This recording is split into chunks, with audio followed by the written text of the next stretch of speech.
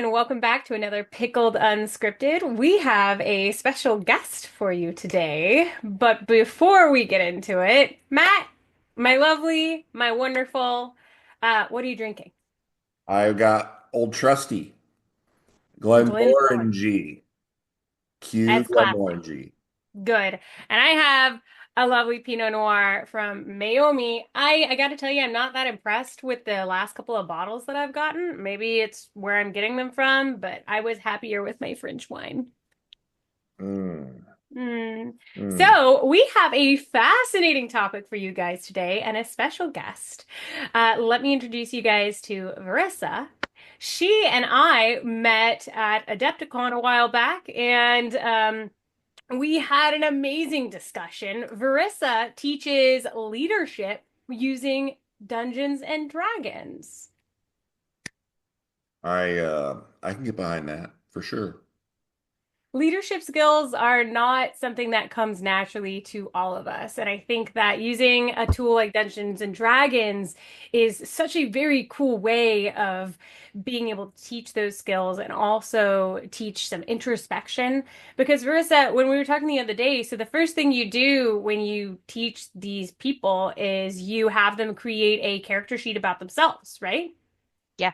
And so I think one of the hardest things about leadership is kind of gaining the confidence in yourself. And so being able to start off with kind of looking into who you are and really digging into what you're good at, like what are your skills and talents, that really helps give the confidence to then proceed on to the next levels of developing your actual leadership skills. Interesting. What were some of the hardest things that students like learned about themselves when they started creating that? Yeah, so at one point we kind of talked about personal brand and what is it that you're known for. And as a faculty member, my focus was on professionalism. Like, how are you sending these emails to faculty, especially when you're asking for an extension on a paper or something like that. But then we also got into college, and this class is for first year students. And so this is your time to reinvent yourself. I moved around a lot as a kid, and so my aunt at one point, she was like, you know what? My dad was a missionary. We moved around a lot, and each move was an opportunity to reinvent myself. Like, what were some of the things I didn't like about myself previously? Well, I can just let those things go, and no one has to know about that. This is my new me. And so that was a lot of the conversations that we had of like, you can still be the exact same person you are, but like, if there's something you want to change, if in high school you were bullied for your interest in this, this, and this, probably not going to happen in college because you're going to find those people that are like you with that interest.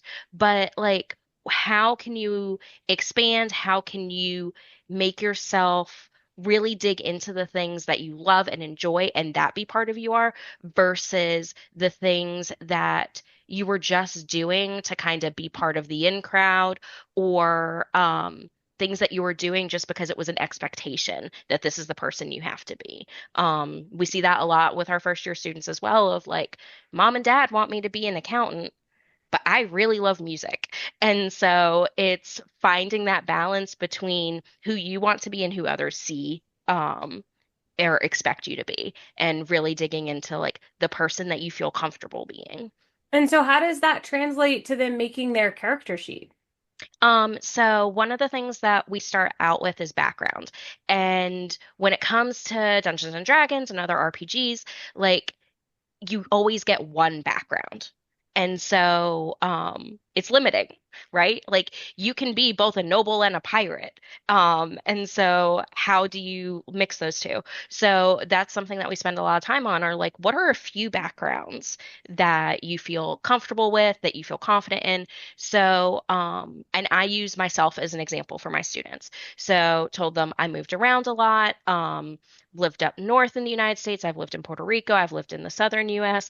And so, like, far traveler is something that I definitely um, kind of fulfill and feel comfortable saying, like, yes, it was always culture shock moving to another part of the United States. Um, and so Far Traveler is one that I picked and gave an example of. Acolyte is another example. I spent most of my schooling in Christian schools, and also it's just one of my hobbies to learn about world religions. And so Acolyte is another one that I'm like, yes, this is one that I see having. All three of us are an example of artisan would probably be one of our backgrounds between painting miniatures. I like to also refinish furniture. And Oh, so that's it's cool. how can you kind of find the things that you're passionate about and really bring those into what your background would be. So You they know, got to create this entirely new character based off of that initial conversation of like who they felt like they were. hmm Yeah, and for a lot of the students, this was their first time playing Dungeons and Dragons. They saw it as an option. It was like, this is something I've always wanted to try and couldn't really find the group for it. And so it was also a way for us to really dig into what are the different lores, what are the different options, and not just pick, oh, that one sounds fine, I'll just pick that one, and really kind of dig in and think through what the actual options are that are within the games. it's interesting. Like when I've DM'd many groups, and always seems to be one person who kind of steps up to be that, dominating personality in the group, and they kind of take over. And sometimes, and most times, it just happens because they're hmm more vocal than other people. But the current groups I run, no one wants to be the one that makes the decision, so they're all like, well, what do you Mhm. think? It's like leadership by committee. Um, but I do notice that there are times when like one person, it's like all of the responsibility is shoved on one person, and that person typically reluctantly rises to the occasion because they have to. hmm But when you talk about reinventing yourself for when you step into college, it's kind of like it's very similar to making a new D&D character because every new character, I think everybody has something in mind, like, oh, I want to be, a sneaky thief, or, well, this time I want to be this pious, religious person, or what, and it's a I completely want to be a different person. princess. Yeah, or a princess. Always. Yes.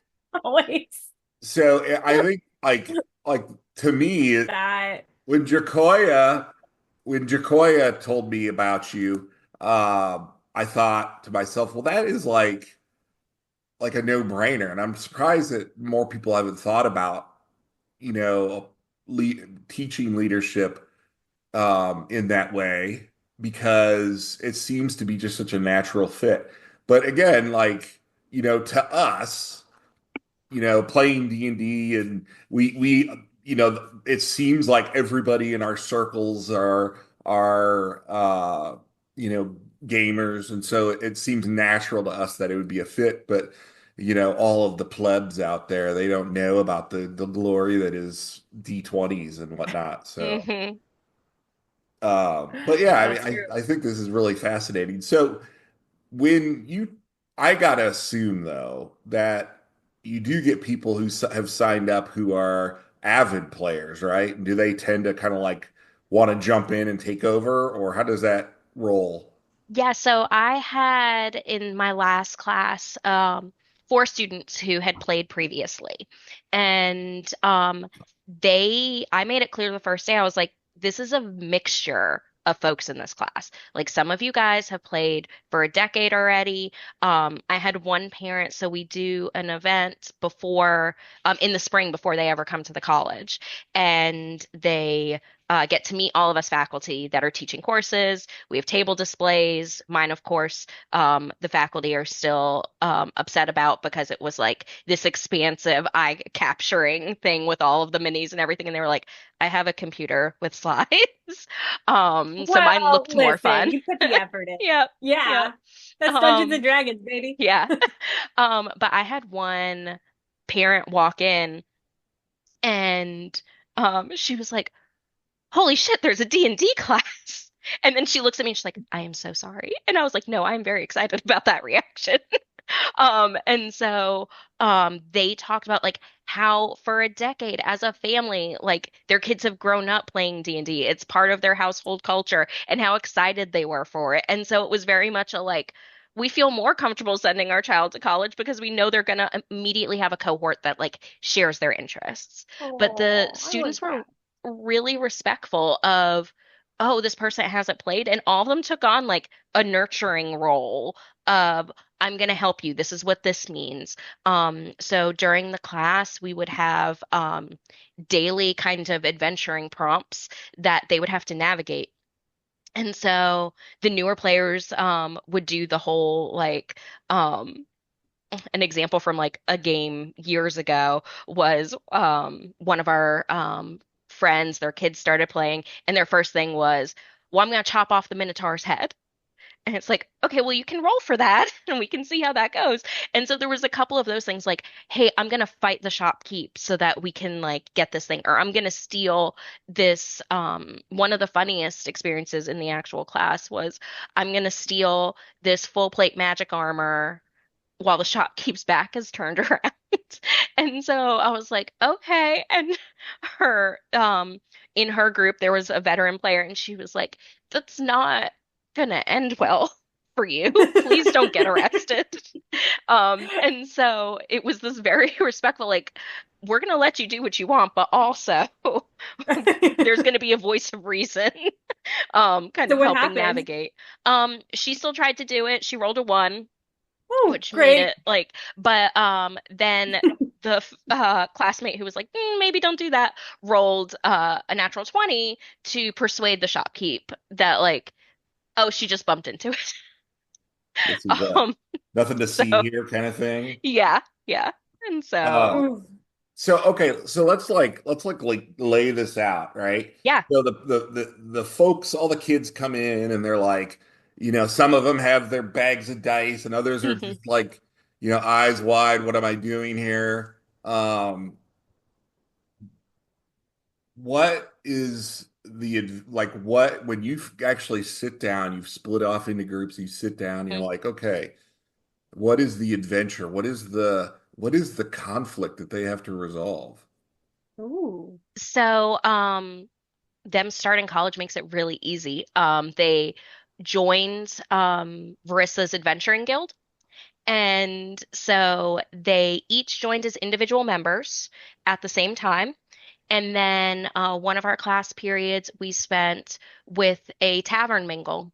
And so we had time, about 30 minutes of the class was just them walking around, getting to know each other's characters, getting to know who were veteran players, who were new players, so that they could then request who their group members were going to be. And I was honest with them. I was like, I would prefer to ensure that you at least have one veteran player in each of your groups, so you kind of have that hand holding as we're going through the sessions. And there was one group of students who were all on an athletic team together, and they were like, none of us are veterans, but can we please be on a team together? And I was like, sure, just know Oh. like you are truly going out with adventurers that don't know what they're doing. And if that's what you feel comfortable with, absolutely. And they were our chaos group. Anytime it was their turn to talk, everyone was just like leaned in, like, okay, what are they going to try to do now? Oh Um, God. but yeah, so are they kind of like get into their groups that way, and then they do their daily adventuring prompts of how are you going to navigate this situation. So like even from buying to a shop from a shopkeep, so they started off in the town, and that's kind of when we talked about personal brand of you're creating yourself to be a person in this town. This will always be your home base. What do you want that to look like? And we Oh. actually laid out the town with our college's map. And so the different residence halls were all the different guilds. The academic halls served some kind of purpose. So one of them was a multi-story vendor hall. One of them was shipping. And so and it took them probably two or three class periods before they were like, wait a second, this is just the campus map. It was like, ah, yes, bonus points for you. Boom. That is so clever. Oh my Mhm. gosh. Yeah. I always get lost everywhere I go. I mean, that would be so great. And part of it too was like, so our library was the archive. And so it was just as much teaching them about where things are on campus, as well as using the structures that were already in place. I didn't have to create a new town. It was just like the business school. What would that be in a town? And going about things that way. So it also That's kind of gave them the lay of the land. that's So really clever. interesting to work it that way. I mean, yeah, I get lost now in my house, but um so what has happened on campus? What is and one of the things I wanted to Mm. point out that I almost forgot was the Adventurers Guild thing. That is actually like a very old school grognard kind of adventure hook is to have the party be a member of a guild. So I think that's great that you're using that hook. But Yeah, that was how my office was labeled. I had like a nice little Varissa's Adventuring Guild sign on my door with my office hours. And so we really just kind of embraced the theme for the class. Oh, that is awesome. I love that. So, okay, so what dastardly deed has occurred on campus that needs heroes to right it? So they actually went off campus Oh, for the actual activity. There was a kind of sketchy other adventurer who came in, wanted some adventurers to kind of lead the way to try to find this old relic. And then they had to go through that. And it was one of those things where I kind of had it's like regular D&D. I had my parameters for the story, but who knows what decisions they're going to make that I might have to change last minute of what direction the story's going. And so had another faculty member who was teaching their first year seminar on resilience. And she brought in goat yoga for one of their class periods. And she was like, hey, there's going to be some goats on campus for us to do yoga together. If you want your class to join, you're more than welcome.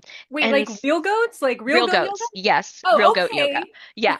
And so these precious baby goats came on campus and we got to do yoga. And I found out about it like maybe 2 weeks before it was going to happen.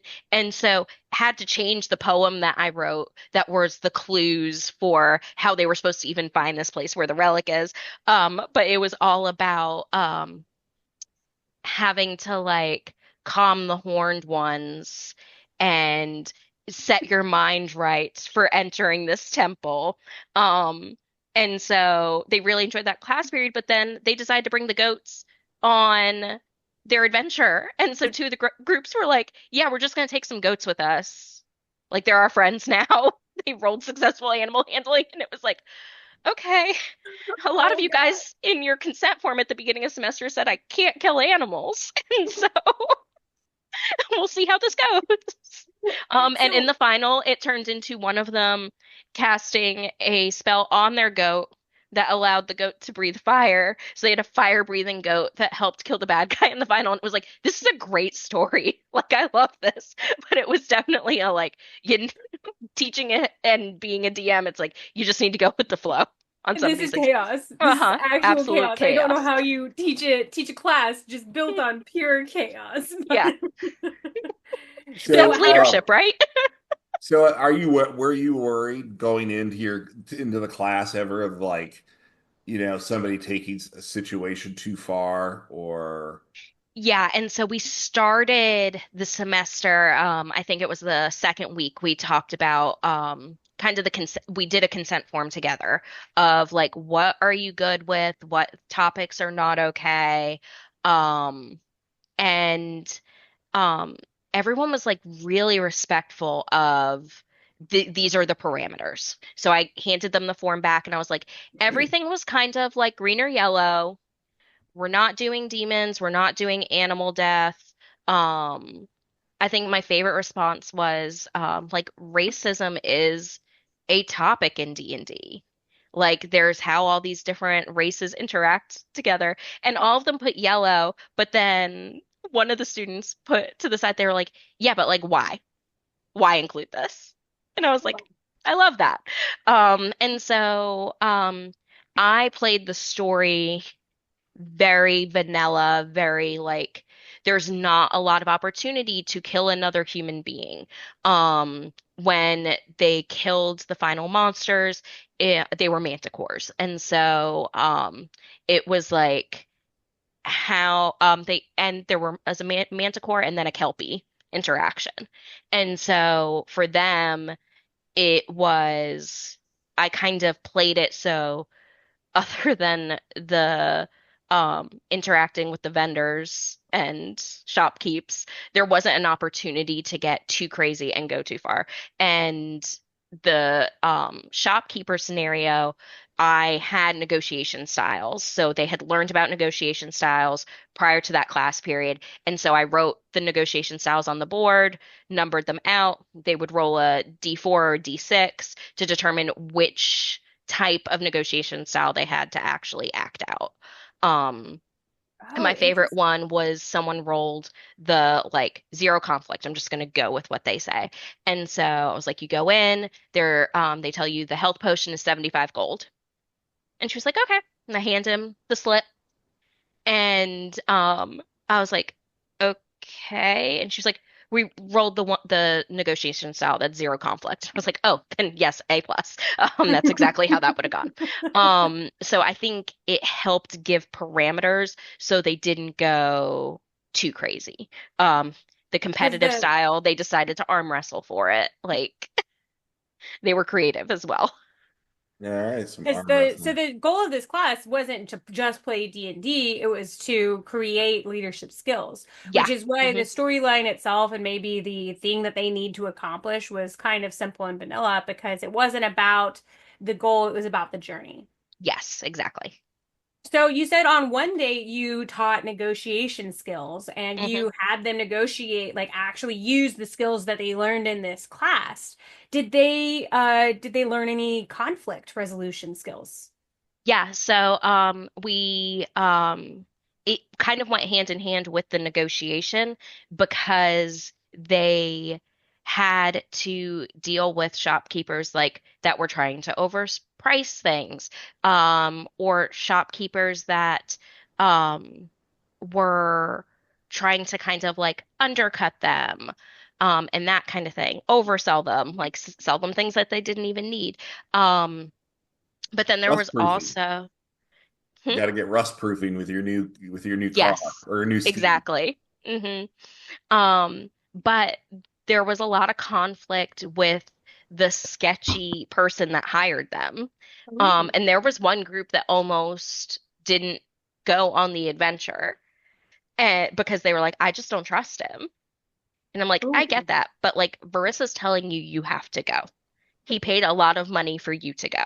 And so that particular group had a very like moral conflict of like, I know this is a terrible person. I can tell this is a terrible person, but I have to actually like go do this thing. And so there were a lot of like different little situations where they had to go through what are the ethics of the situation versus what am I being asked to do? Well, And what if this doesn't align? sometimes in real life, you don't always get the chance to say, no, I'm not going to go on that adventure. Hmm. No, I'm not going to go to that party. No, I'm not going to take that job. No, I'm not going to work with this person. I don't like this person. I Yeah. know that they're a terrible person, but unfortunately, I need money. My bills are due. And here we are. How do I handle that? So I think that's a very clever thing to do is force them into a situation with somebody that if they roll well and they're paying attention, they will realize isn't a good person because we don't always get the luxury of saying no. Yeah. Just say So, no. tell me about multi-classing. Was there some kind of multi-classing that was allowed? So because so many of them were new, we just did 1 through 3 Oh, levels. And so they didn't get into multi-classing or anything like that. But because I wanted them to be able to get to that level 3 of um being able to kind of experience some of the like extra flair that you start getting with characters in D&D, but had a few students that were like, this is my overall concept. This is the type of person or character I'm trying to create. So like my athletes in the class naturally gravitated towards being things like fighters and monks and paladins. My kind of more nurturing students were the clerics. My environmental science students were the rangers and the druids. And so they kind of organically picked classes based on what their main interest was going into college. So that was a lot of fun to see of them really owning the class and kind of building themselves and their character as based on like I went to this adventuring guild, this college specifically to do this thing. So I'm going to pick a class, a character class that is related to that thing that I originally came here to do. That's That's really fascinating. that's kind of interesting. So during during the and this is something that people who've watched our videos in the past know that we've done a few on alignment. Mm, And I'm always very interested in how different groups handle alignment, particularly like when one player wants to be evil, because that opens the door to some it can open the door to some bad behavior. And obviously you had laid out the groundwork ahead of time to try to like circumvent any kind of bad behavior. But did you guys use alignment? I know like some DMs have ditched it, and some of them still love it. yeah, so I am of the mindset that your alignment can change based on the situation that you're in. Like when I am driving, I am not lawful. I always go five above the speed limit. Angry Like, driver. yeah, but Chaos. like I am going to, for the most part, follow every other law that is laid out before me. So I think that's just a really realistic picture of what it is like to be human. And it's very situational based that maybe because I find my actual alignment to be chaotic good, so that might indicate. But we did talk about alignments, and so kind of laid out the chart and we talked about leaders of, okay, give me an example of a lawful evil character or a person, like a real life leader. And it was like, well, yeah, most of the like leaders that we consider to have been evil, like Hitler, for example, like he's still lawful. He used Yeah. the law, he created rules that, and he exploited the rules to be able to get to where the society that he wanted to build. And so, talking about like, can you really be a chaotic, evil leader? Very difficult to actually accomplish any leadership if that's the kind of mindset that you have, because no one's going to want to follow you because they don't know the rules that are going to set you off. Um, and so that's kind of how we talked about leadership. And then I was like, as you're building your characters, please just avoid the evil line. Like, if this is a semester class, this isn't a long-term game. You can build those characters in the future. I need you guys to get along and work together. And so they were very willing to go along with that. Did you I have think any groups that weren't getting along at some point during the semester? Um, there were a couple interactions where it was just like the group was split on decisions that they wanted to make. But at the end of the day, it was like, okay, well, we're being put on the spot to make this decision. We have 15 minutes left in class. We have to move on with it. Unlike like a regular campaign where it's like, no, we can argue this over 3 sessions, and our game tonight is 3 hours long. Like we have plenty of time. They felt the time pressure to kind of no, we have to work together. We have to get along, that kind of was thing. this a 1 hour or was this like a? Uh, it was 1 hour, 15 minutes. It was the class. Yep. So I know like there's like the 2 hour class slots and the 1 hour, Hmm. 3 hours, and I know they're all different. That's and that a 1 hour time slot that poses a challenge, though, doesn't it? Yeah. And so it was really just a like, And it was seminar style, which was helpful as well. Of like, these aren't classes where I'm expected to be up there lecturing, for hours on end. And so, it really is meant to be conversational. And so instead of here's the topic, let me ask you questions, try to get you to discuss, it was here's the topic, now let's act out how those interactions would actually go. Um, so the way that courses are structured to begin with was really kind of advantageous to um, being able to build it. But it did mean like we get one prompt per class period. And so how am I getting them from new adventures in a guild to fighting a big bad end guy by the end of the semester and kind of mapping that out? Okay. So, um,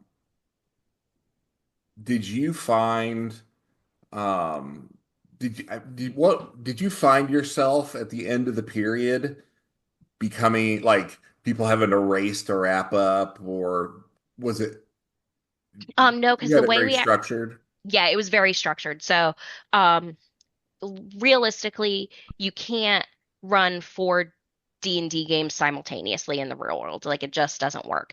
And so what would happen is I would give the prompt, the students would actually individually assess what their answer would be. Then they would talk about it with their group, and then it was like, okay, we're going to present it our decision to the class, kind of thing. And so I'd go around the room. They would roll for which initiative for which group would speak first, and then that group would go first and kind of discuss how they were going to handle the situation. I would interact with them and that kind of thing. So the last group kind of had some advantages of, okay, well, they rolled perception and they saw this thing. I would not have even considered saying like, yeah, I look at the ceiling. What does it look like? So they be able to kind of cheat and learn. But because so many of the players were new, it was really advantageous as well. Of like, as you play D&D, these are some of the questions. Like, if I say there's spider webs all over the place, you should be looking around for some spiders. And so kind of learning the game that way. But also kind of getting some tips of like, oh, this form of negotiation style didn't work very well. Let me try this one instead. Okay. Did you also go into different types of leadership styles? Because there's a lot of Yeah, different types. yes. And so we talked about leadership styles. I didn't make them kind of put on the mantle of any of them, but that was one of the things that they had to present on. As a group was they randomly rolled for leadership styles, and then that determined what they were going to present on. And that was kind of their first group work outside of working together as an adventuring party. Mm. And then I gave them the option for their final presentations of, do you want to do it individually or do you want to do it as your group? You get to decide, you let me know. And it was really nice to see that they were like, no, I want to do it with my group. Like we've figured out what works well for us. But it all started with the different leadership styles. And again, they some of them brought alignment into those presentations. They picked specific leaders of like, this is a person who's an example of using this leadership style. If this person, if this type of leadership style was in the D&D world, this is what it would look like. And so they got really creative with actually applying those concepts, which was fun to That's see. really sweet. So Mhm. was there any actual, this is a college course, was there any actual written work that they had to do? Yes. So my favorite assignment was we watched the Dungeons and Dragons movie, and Which one? the newest one. Oh, okay. The newest one, yeah. And so they randomly rolled to figure out which characters they had to analyze, and they had to analyze their negotiation styles used throughout the film and their leadership styles used throughout the film. Oh, Um, cool. and it was written from the concept of it's years after the film. You have to speak to the council and specifically convince Jonathan to allow them to come to Fairvale, which was the name of our little town, and help in the leadership guild. Some of them have since been arrested. Some of them should have been arrested. How are you convincing this? And um, my favorite was the students that rolled um, for, I think it was Serafina, the Thayan big bad end guy in the film. Some of them rolled her, and I was like, "Oh, I can't wait to see how you handle this."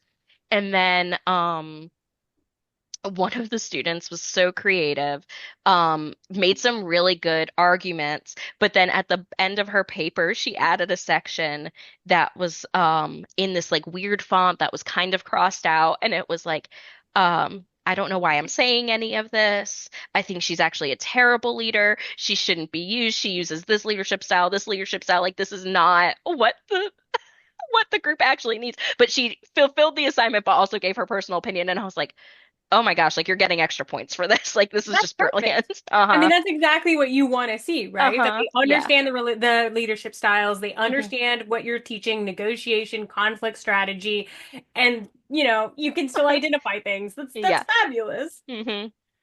I'm still on chaotic evil leader. I'm trying to think of a chaotic evil leader. Yeah, it's hard. Yeah, I because mean, my first and idea was like, well, Charlie Manson. I'm like, no, no, no, no, no. That guy is not chaotic. He was a manipulator. Calculating, well, no, that manipulative, is like, chaotic, isn't it? Because you never really knew what he was gonna do next. I I mean, think that it is was all. I think it chaos. was all very calculated, though. Like, I think he had like little quirks in the moment and everything, but he was very calculated. He was very Well, manipulative, you probably has a grander plan, but that doesn't really make him lawful, right? but not necessarily chaotic either. What do you guys think? Comment below. Is he chaotic? Is he lawful? We Is need a he? chaotic evil leader in real life. We're gonna get you a chaotic evil leader, I promise. Hmm. Somebody down below is gonna give us some great examples. hmm Personally, Yes. my favorite alignment examples have always been Batman.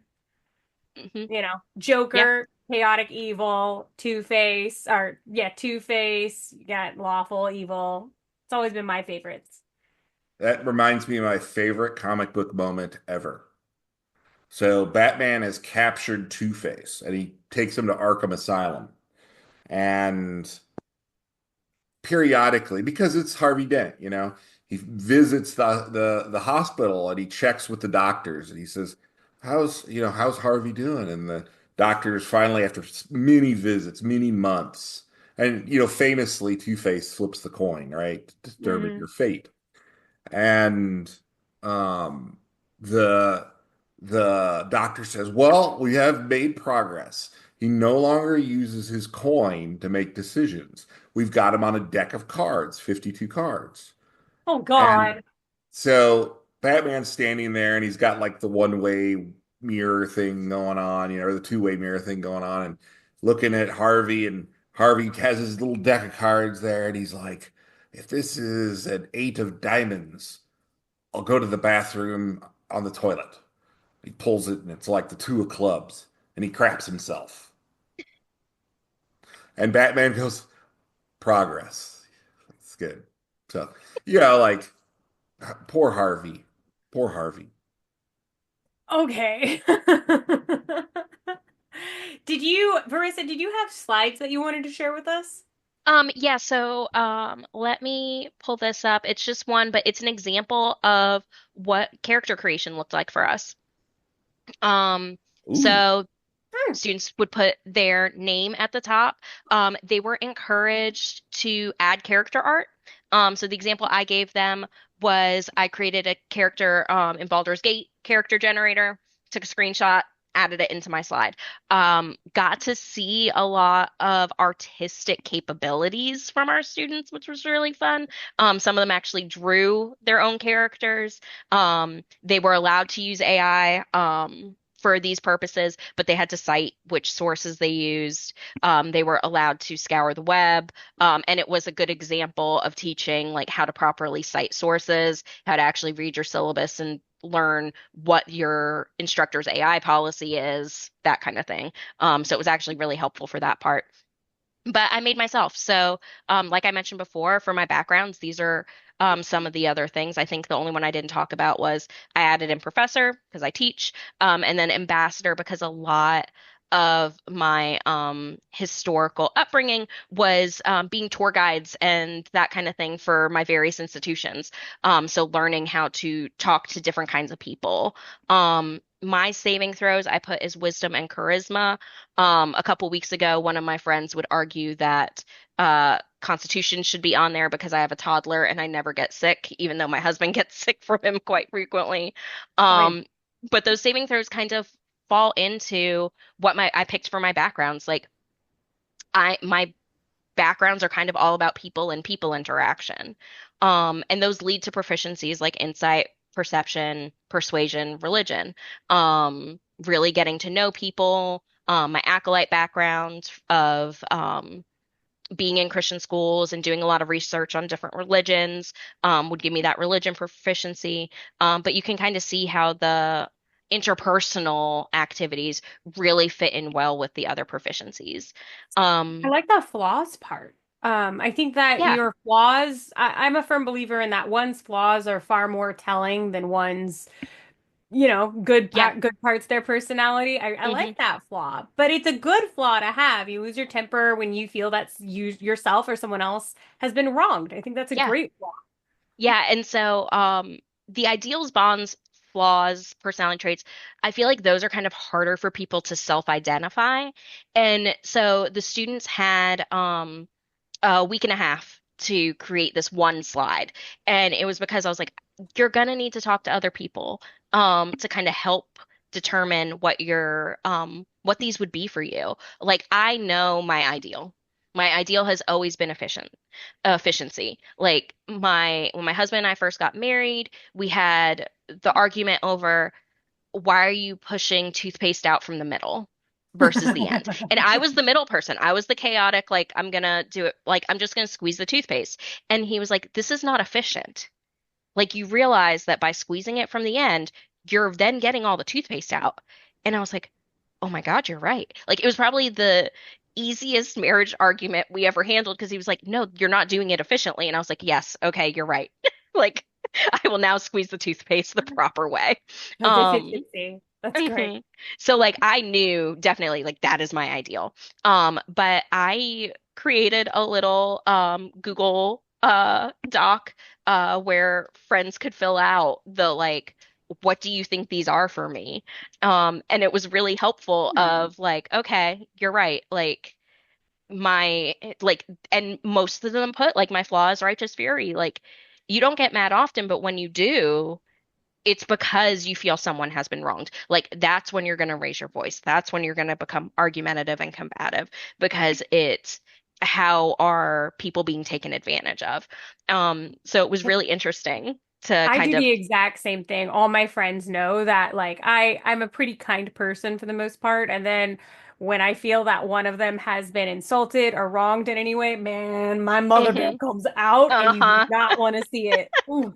Yep. So the students had a lot of fun with that. And as well as like their other proficiencies, it they used it as a way to share things that they're interested in. Like most people might not be proficient in furniture refinishing, but it was a fun way for them to learn something about each other as well.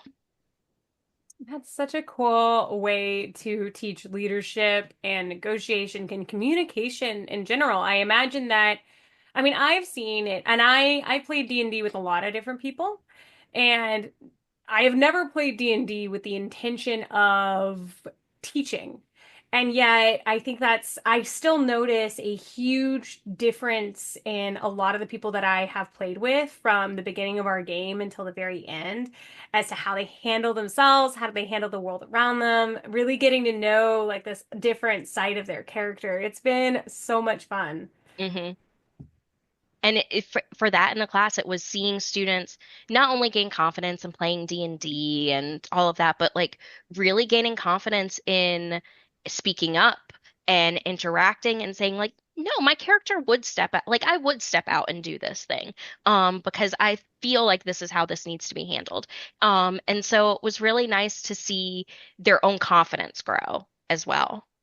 That's what I'm saying. And when you are in an imaginary world where there's not actual real consequences, Hmm. it's a lot easier to make those decisions and be a little more courageous. And I love that you also asked all your students to step outside themselves and do goat yoga. Hmm. It was a really, really fun class period. Um, but yeah, it's just one of those things of like, how can I make you, that's what leadership is. How can I make you a little bit uncomfortable so you know how you would respond in various situations? Um, and I love so that it because was really interesting. leadership's not easy, and it really is about being uncomfortable a lot of the Hmm. times. I don't think I'm a natural leader myself, but if I'm in a group where no one else is stepping up, I will happily do it. Or if I Hmm. feel like the person in charge shouldn't be, I'll happily try and step up. And as somebody who's been in that leadership role, it is always just a little bit uncomfortable. And I find that you often do have to make decisions that you are not always 100% sure on, but in order to keep your group together, you can't really let in on that, you know? Hmm. Yeah. Yeah, I think that this is like an amazing idea to me. I hope this continues because once you breaks that ice, especially in a new setting like you're off to college and away from all your comfort zone, um, you know, they say that what is it that um boy, my mind just went blank, of course. But you know, if the old saying, you fake it till you make it kind of thing, Hmm. like getting put in that position where you are become more and more comfortable with speaking up, even if you weren't previously. um the more you do it, the more at ease you are with doing it. And I think that's a skill that a lot of people can use in real life. And D&D is one of those things. Role-playing games in general is one of those things that have so many different interesting applications when it comes to social interactions. For example, no Batman stories this time. But for example, it was a great story. It was a great story. So I could see Dracoya staring at me like I didn't like that story. But I don't do bathroom things. You know me. I know you don't do bathroom things, but it's still a funny story. For Uh, somebody, I'm sure. I'm sure everyone out there is rolling, but the my son was diagnosed with Asperger's, and he had all the telltale signs, and we had all of the different doctor visits and everything, and they had to he had classes on how to, you know, react to people and to identify, when somebody's sad, when somebody's happy, these things. But from a young age, um, starting when he was 5 or 6, I had him playing D&D all the time. And I genuinely believe that D&D did more for him than all those doctor visits and counseling visits combined. Because he was like 13, 14, running his own games and really putting himself out there. And it Aw. is it is a it is something that in today's day and age, where so much of what we do is hidden behind computer screens, having that social interaction, that direct interaction with other living, breathing humans, I think is indispensable. Especially when you're trying to help somebody break out of their own little shell and you know do more than what they think they're capable of, because there's not that big of a leap to say, we just defeated this horrible enemy, and we did it as a team, be real excited, and having that positive mindset and carrying through to, like, going in and asking your boss for a raise and defeating that Hmm. monster, right? Ooh. Like stuff like that. I genuinely believe that it's there are parallels there. But Yeah. Well, I've had and 4 fingers of whiskey, so maybe. no, I completely agree. And so, like, asking new college students to do a presentation their first full week of classes is daunting for them. And I told them, I was like, look, this character creation, you're talking about yourself. Like, no one knows if you're right or wrong. You're just telling us who you are. And then the other part of it was I often tell my students when they're like afraid of public speaking, like when you watch someone give a speech, what are you thinking? And they were like, I'm that they're like they know what they're talking about. It's like, okay. And I was like, what else? And they were like, I may or may not be paying attention. I was like, great. Those are the two answers that like almost everyone gives, and it's like that's what they're thinking about you. Like when you're presenting, you've done the research. They assume you're right in the research that you've done. Like I, as the professor, may know like that's not exactly what that leadership style is about, but like they have no idea. They've read the same things, but they haven't dug into that particular topic that you're the one covering. And so it really kind of gave them a lot of confidence. And like every day, they were having to share their opinions about how their character would interact with something. And they talked about, like, this gave me confidence in other classes because it was, I just got so used to talking and sharing my thoughts and sharing my opinions. And so it lays a really good foundation for interpersonal interaction. Absolutely. Well, there you go. What do you guys think? I'm so glad that we had you on, Marissa. Thank you so much for coming. I'm so glad that I got to meet you. I hope that we can stay in touch and talk more because such a fun person to talk to, and this is such a cool topic, guys. I thought this would be neat and different. So comment, like, subscribe. Tell us what you guys think. What would your character be like if you were a character sheet? What would that look like? And Matt, maybe you and I need to make each other some character sheets. One that we think we are and one that we think the other person is. That's right. I have a 20 charisma. I have a 20 charisma. All right. We have settled it. What do you guys have? And we need a chaotic evil leader type person from real life. That's right. And it All can't right. be your neighbor Ned. As always, guys, come back and have another round on us. Woohoo!